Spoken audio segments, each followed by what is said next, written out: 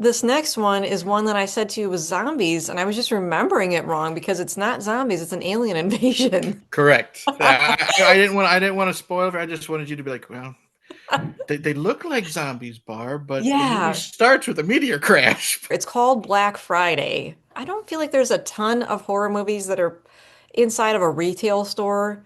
Okay, so this is the cool thing. Devin Sawa, I Yes. mean, come on. He's from Final Destination, Idle Hands. He's already has this resume of horror behind him. And then Michael Jai White, which Yep. if you saw Spawn, which Yep. I did, Yep. and then you have this one I didn't recognize her actually the first time I saw it. And I hope I'm not butchering her name. Ivana Bacaro from Pan's Labyrinth. She was the child.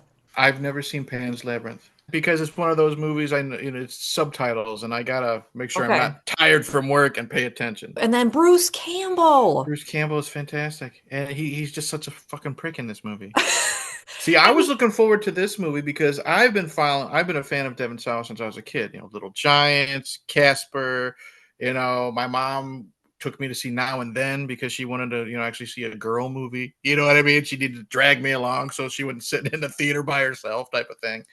And then, Final Destination and Idle Hands, and then he kind of went off the rails because he had a severe addiction problem, and he has been now blown up. He's all three seasons of the Chucky TV show. You know what I mean?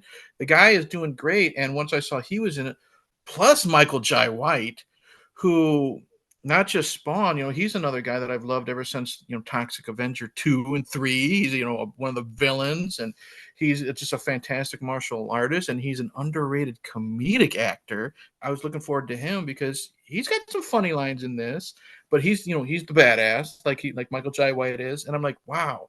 And then, Bruce Campbell's just the cherry on the sundae. Bruce Campbell took the role because he had never played something like that. He didn't want to be the hero. He wanted a Yeah. character where he could actually do something different. And I felt bad for him towards the end, his character.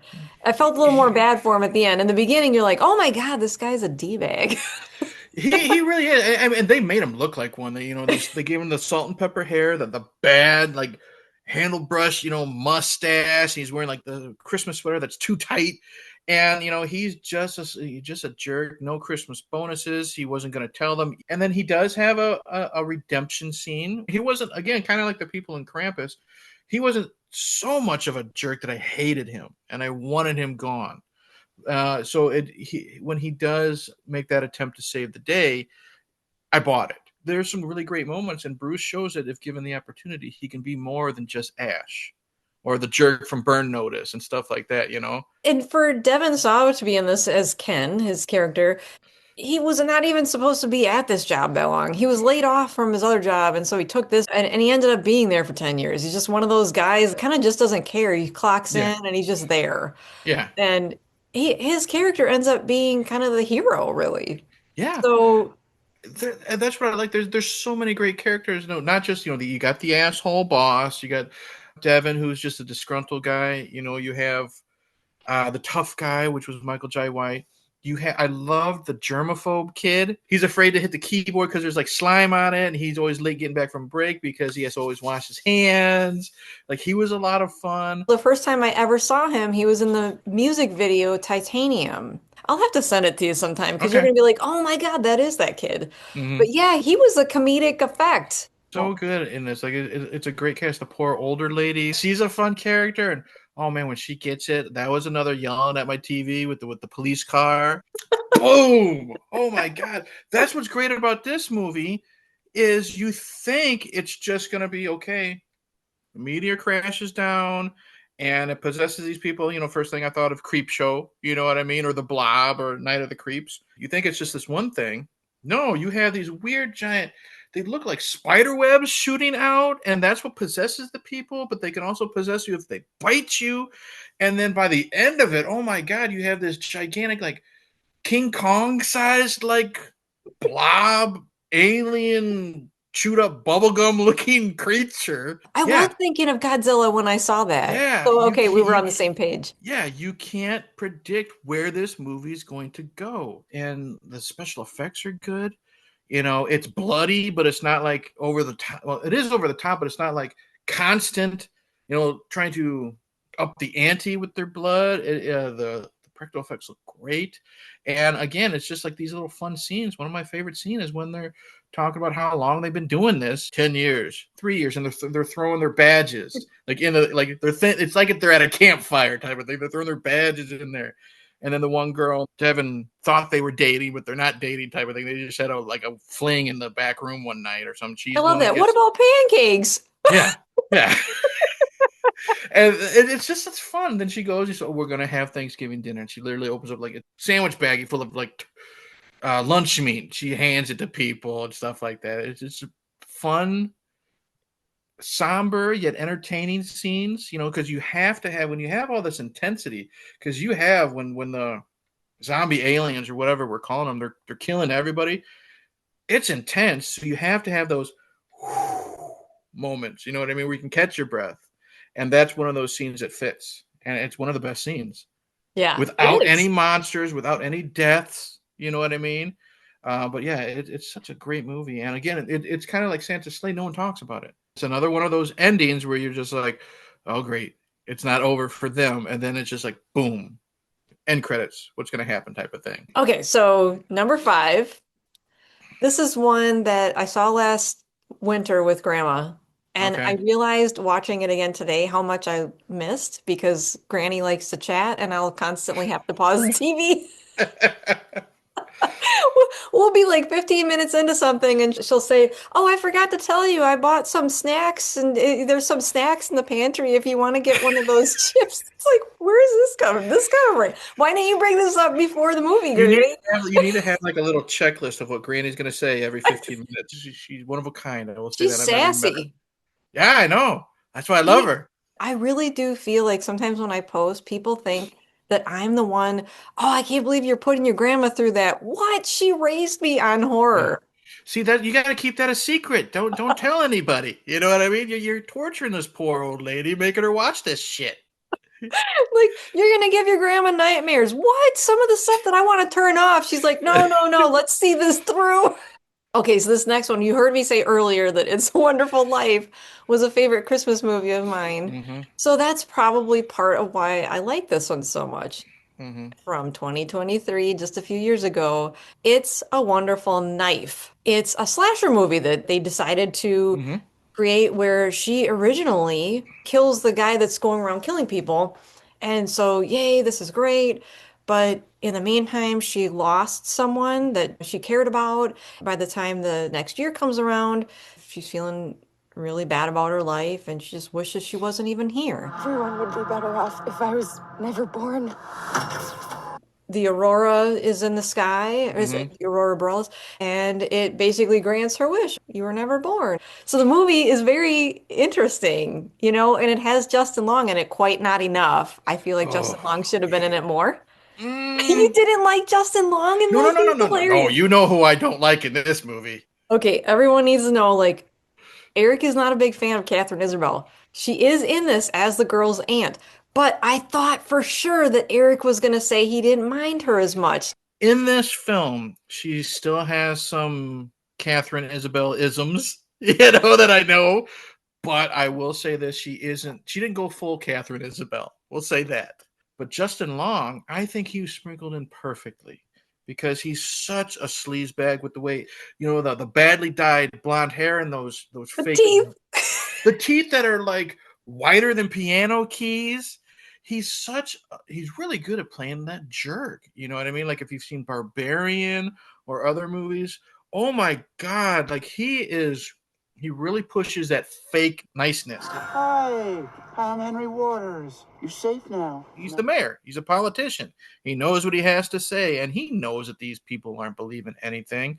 So I think he was used time wise perfectly. If we had a little bit more, I think what maybe they should have pulled back a little bit during the I guess you would say the final sequence with him. That was the only problem I had with it because of what he was doing and how he was controlling the town. I'll leave it at that.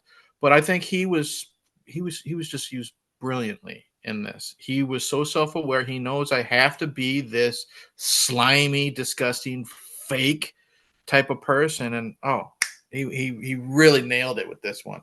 If you like kills that are unique, There's a few in here that were kind of expressive, I'll say. Yeah, I really liked the look of the masked killer.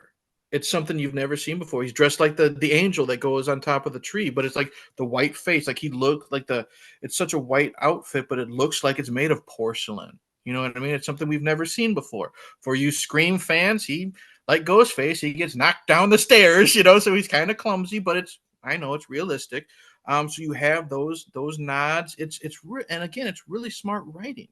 You know what I mean? Because how do they know I'm not exist? I don't exist. There's that one scene where the main girl who, man, if Barbara Crampton had a daughter, they're twins. I thought she Yes. looked just like Barbara Crampton, but they had the smart scene where she's looking through the yearbook and she's not in the yearbook. You know what I mean? So it's really smart and thought out because since she didn't do this, now that she's no longer born, you know this happened. Like this is a minor spoiler, but it helps the story. Since she didn't stop the killer, her brother ended up being one of the victims. So that means now the family is torn apart. The mom she's drinking away her grief, and she has a side piece because the death of a child. It does happen. What the husband and wife, they get pulled apart sometimes. So it's smart to see just because she wasn't there, how that affected them. And again, it shows the importance of people. You know what I mean? That's a great message. You do matter. Like I love the scene with her friend Weirdo. I can't remember her real name. They called her Weirdo, in school. The importance of her. She showed how that person mattered because that was going to be her last Christmas. You know what I mean? Put two and two together. So she saved her by not existing. She showed this person existed. Like there's all these different ways to look at it. And it's just a very, very smart, sweet movie when people are getting hacked and slashed. You know? Yes. I like the friendship that she formed with Weirdo, and It I can't was it remember was her so name either. it was so Yeah, sweet. it It was was. so sweet. I loved when they're because Weirdo works at the movie theater and they fall asleep watching, or she falls asleep watching the movies, and she thinks she's looking around. Oh, Weirdo's just been watching her sleep. You know what I mean? Just caring for her while doing like some homework on who the killer might be and how they might stop it, type of thing. But their relationship was really, really good. I liked it a lot. I did too. It was like paying an homage to Ghostface. But I could see it. That's why I kind of threw in, oh, he fell Yeah. down the stairs. You know what I Yeah. mean? Because I'm always poking fun at him. But I liked it because it didn't just, how would I say this? Because, Ghostface and Scream, this isn't me picking on the Scream films, but their main thing is they have to rely on the meta humor. You know what I Right. mean? This is a retelling of It's a Wonderful Life. Like she even calls Weirdo Clarence, which is great. You know what I mean? But that's just like the base ingredient of like this stew that you're making, and they throw in so many more things, like so they don't have to rely on that so much because you're also following these characters. I felt sorry for the mom and the mom and the dad because of what happened. Um, you feel for these characters, like even Catherine Isabel. She did fine when she wasn't being chased. Okay, when she doesn't have to act scared, she's fine in this movie. You can put that as a short. Eric, hey internet, Eric here says Catherine Isabel is fine in this movie, but when she has to run and be scared, she's back to being Catherine. But when she is being that, I don't know whose sister she is, the mom or the dad, but when she's being that, because you find out she lost a loved one because the killer isn't gone, and you see her just dealing with. She's trying to keep this marriage between this husband and wife going, but she knows it's failed. But she's just like she's still there to care for him, type of And thing. something to think about too, if anyone listening or watching has seen the butterfly effect, Yes, there's some elements to that in this because you can't change just one thing. There's ripple effect there. the Butterfly Effect is my favorite time travel movie, and it's in like my top 10 movies of all time. I've always loved that. You try to change the past, it changes something else, and then you just have to deal with the cards you were dealt. You know what I mean? Whether you like it or not, because if you change one thing, it makes it worth. Like I've always said this before, I've had some things happen in my personal life that I would like to change. My mom getting ill and stuff like that. But if I change that, I might not be as focused on budget and responsibility right now. being the breadwinner type of thing. So it makes sense and it's relatable.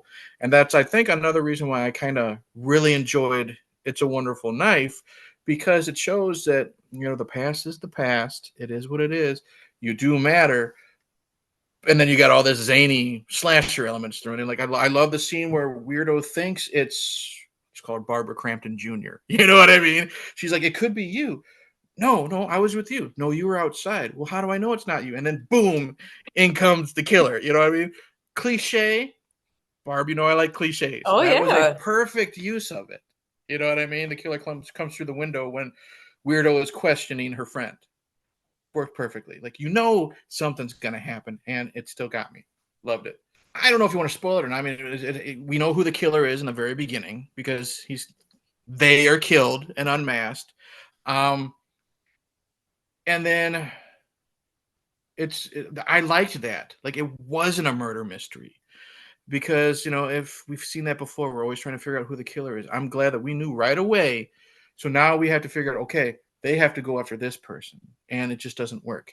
And there is a scene where I'm thinking it's this person, maybe it's that person, maybe there's another person involved, maybe there's not. I'm trying to, keep it vague for people, and it's still got me. It kind of reminds me a little bit of Scream 6, how they showed you in that opening sequence, the guy takes the mask off and, Yeah, it's like, oh my gosh, they had never done that before in any of the other Screams where they show you the face so early exactly. on like that. I just thought that was really cool. Well, This Ghostface was originally going to be in a white robe. Did you Yeah, know well, that? they switched it because they thought it was going to represent who, and we'll save Yes. that so you don't get flagged. Right. But They said, it might not be the best idea. But actually, I think in this movie, the white robe and everything, it goes well. it It looks different passes. because, again, Ghostface's hood kind of points up. We'll leave it at that, and Right. so it could associate with who. Yeah. This robe is flowing. The hood is round. It doesn't look like No, that group at all. I was trying to figure absolutely. out what it looked like. You know what I Yeah. mean? Very And then, different. then they do point out that, there's an angel on top of a tree. So I'm like, that's smart.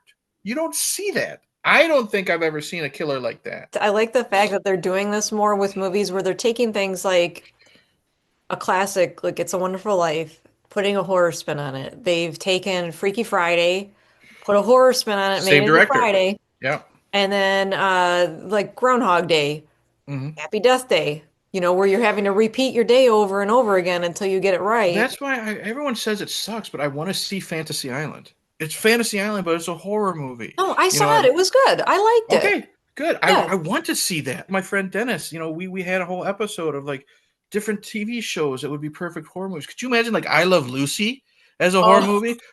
Lucy can't be in the show. Well, I'll show you. Ethel's tired of Fred browbeating her, so she's gone type of thing. Imagine the Golden Girls. You know what I mean? As a horror movie. listen, Rue McClanahan's got the bodies in the basement of the young studs. You know what I mean? That would be amazing. Stuff like that. It's a great concept. The Banana Splits. I want to see that movie because it's a concept based on a 70s TV shows and you just spun it. I right. think that's a great idea. And It's a Wonderful Knife.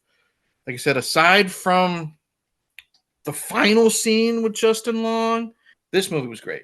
Sometimes Movie was movies great. take a little bit of get a little extra creative in their final act. You notice that? Mm-hmm. It's Yeah, like you'll and see it's a movie okay. and then all of a sudden in that third act, they just get really like it's like what Yeah, happened here? I was But thinking to myself, I'm like, I don't like that, but that doesn't make me not like the movie. yeah. So You do know you what I think mean? it's one that you'd rewatch? Oh yeah.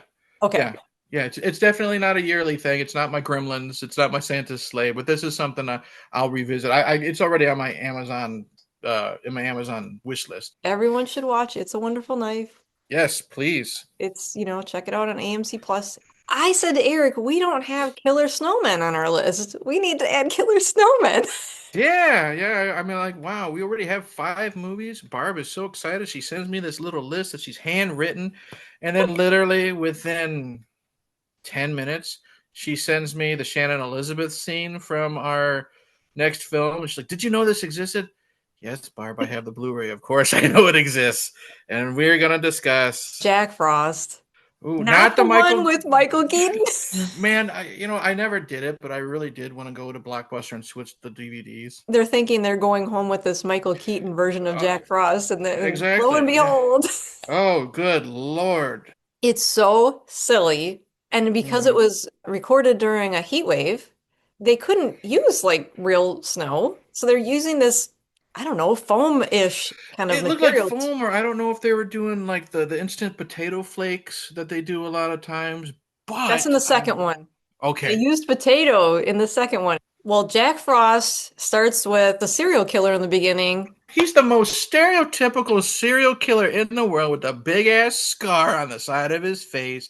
The 1,000 yard stare, looking at the guard. Hey, guard, you gotta smoke. It's the first time I watched this. I was with my buddy Mike, and he was doing an audio podcast, and his co-host couldn't do it. And he's like, Eric, I'm in a bind. Can you please watch Jack Frost and help me? I said, sure. I turned that movie on, and when it starts off with that little girl, Grandpa, can you tell me a story, please? Oh my gosh, what am I getting into? But if you can get past the little kid voice, which was an adult, you know I what I did mean? like the intro, aside, like you said, aside from the kid voice. And that's what I was I, saying. I'm like, oh my God, Barb, don't turn this off. I'm not watching this movie for nothing. Once you get to the grandpa or the uncle, whoever's telling the story, and he's doing the Christmas rhymes with the different way Jack kills the people, then I'm like, okay, this could be good. And then we're getting the over the top acting from the worst actor ever playing a villain. I'm like, okay, again, sets the tone.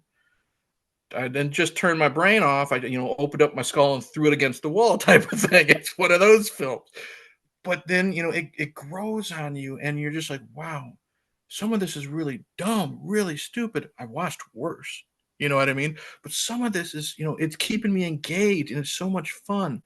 One of the scenes I was talking about is, the sheriff is, well, go ahead and explain what happens to Jack first, and then I'll get to the scene I'm talking about with the first murder. Jack ends up getting killed, or so you think, but then he Yeah, gets eviscerated into the snow. It has taken me 4 times of sitting down to watch this, and you were like, hey, this was yeah, in capital letters in our text, I think that this was not my choice or this was something like that. Oh my gosh, okay.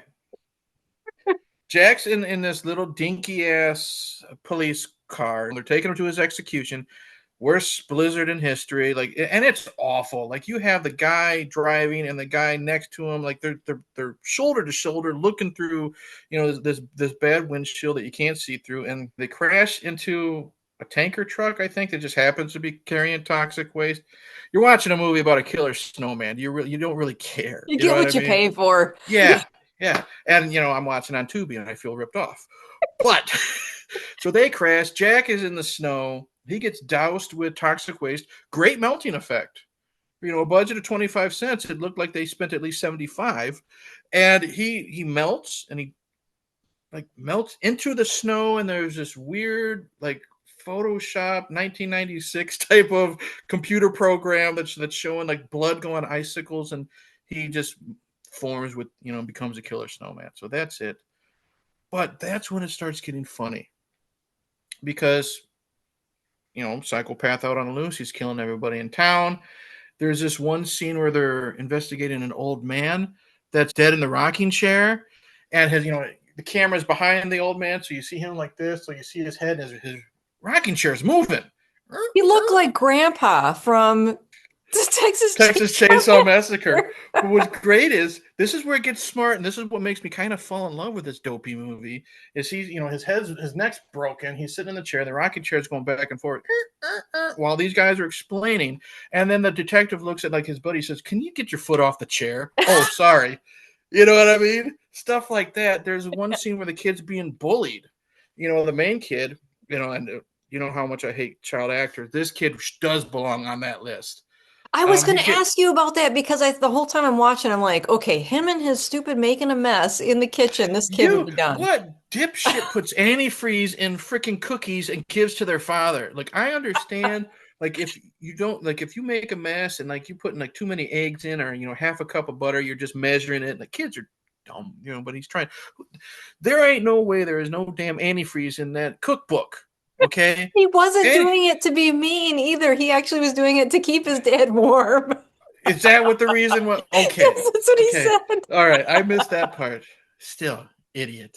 Anyways, he's he's getting picked on by the bullies. Like he's building the snowman, or he's putting the carrot and the coal on Jack Frost. And the kids are telling him to get out of the way. We're gonna go down our sled. I don't know how the kid is decapitated. He's somehow hit. Oh, he's hit, and then Jack like throws the sled or something and knocks his head off. Whatever. We've seen it before. But another one of the things, like the old man in the rocking chair, the father of the bully is obviously pissed for reasons. He thinks antifreeze kid, is the reason, is the one that killed him.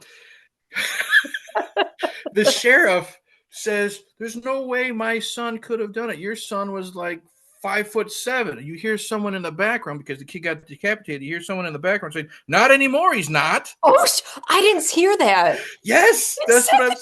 That's what I'm saying. This is one of those movies you got to pay attention. Well, my kid couldn't have beat up. Billy's this height, and your kid was 5'7". Not anymore. He's not. As they're putting him in the body bag. That's You know what I terrible. mean? That's what makes this movie so stupid but charming, and that's why I love it. They don't care that Jack Frost's hands look like fucking white oven mitts. You know what I mean? When he grabs people and tries to snap their necks, there's no fingers. You know what I mean? And they look like oven mitts or mittens. I have YouTube Premium, so I watched it there so that I didn't have to deal with the commercials. But it Yeah. it blocked some stuff out that you would Okay. probably see in its full entirety on Tubi. So I, Mm-hmm. I recommend just dealing with the commercials, the ads that you're going to see on Tubi, because watching it on YouTube, they did some kind of a grayed out thing during a kill scene. It's not overly bloody. I think No. the only thing that should have been edited would probably blurred out would probably be the Shannon Elizabeth death scene. She's getting ready for fun time with her boyfriend who was killed in the kitchen. She takes a bath and she's frozen inside the tub because Jack gets in there, and that's what looks like packing peanuts or styrofoam. The joke that I think is funny is, I mean, she's flailing her arms like this. If you're not paying attention because you're turning your head because it's so fucking stupid, you miss this visual gag of some guy outside. Her arm is going like this, and he just looks up and he just waves back at her. And then, by the end of the movie, when the sheriff is fighting Jack in the back of a pickup truck full of antifreeze, you can tell it's like if you've ever seen Ed Wood when he's fighting the octopus that isn't working, he's grabbing it and making it. He's fighting the snowman costume and stuff like that. Punching at So it. yeah, he's punching it, but you can tell there's no one in it. He's pulling it up and fighting it in this water type of thing. And like I said, it's stupid as hell, but there is a little bit of charm to it. You know what I But mean? Eric, there's an audience for every movie. There is. Shout out to our buddy Patrick. He likes, he's always they're getting me to watch those shark movies, and stuff like that. There are a huge group of people that are dedicated to this type of film, myself included. I like trash fire cinema. You know what I mean? But even I have my limits. Jack Frost isn't one that I always return to, but if it's on TV, why not? The basic plot of this, it's called Jack Frost 2, The Revenge of the Mutant Killer Snowman. Say that 5 times fast. So now the sheriff he needs a break, and he is now gone to the tropics. So Jack somehow gets into I don't know the ocean, Atlantic, Pacific. I failed geography. And he's killing people along the way. It's so fucking stupid. He's killing people along the way. Finally gets to the beach, and, obviously no snow. We're following his nose. The carrot is being drug along on a fucking string, pulled through the sand No. as he's watching people do their thing. But when he's killing people, it literally is Looney Tunes. There's this one girl. She's walking back and forth like he's in the trees for some reason. I don't know. I wasn't paying attention. And there are icicles falling down. Like she goes to this way, icicle just misses her. He goes this way, the icicle misses her. And he's like, "Oh, fine, fuck this." He turns into a gigantic snow anvil and crushes her with a literal Wile E. Coyote bong noise. Again, I don't know how it happens. There's this party, because there's like this beach party, and suddenly it's snowing for the first time in the Bahamas in 200 years or whenever it was. So that's how Jack shows up. There's a snowball fight, everyone's having fun, and then this part's fun. Jack's throwing snowballs, and it's blowing heads up and stuff like that. And then somehow Jack Frost has babies because they find, after all the snow is melted or something happens. I don't know. Maybe there's a snowball inside or something. They find a snowball and they bring it in and it hasn't melted in 15 minutes. So they're wondering what the deal is. And suddenly there's a cracking noise and you see baby Jack Frost gloves come up and you see eyes and a mouth. And this is where they're like, okay, let's fucking rip off Gremlins. Because now we have hundreds of these they look like Nerf balls that have been spray painted white. There is this sequence where they're trying to figure out how to kill it. They can't burn it. They can't blend it because there's this awful scene where they're putting it in a blender and they blend it up because they talk.